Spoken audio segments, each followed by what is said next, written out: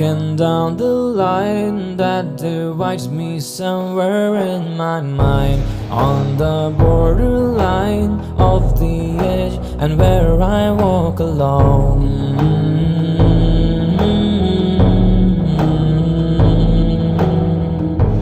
Read between the lines what's fucked up and everything's alright. Check my vital signs to know I'm still alive and I walk alone.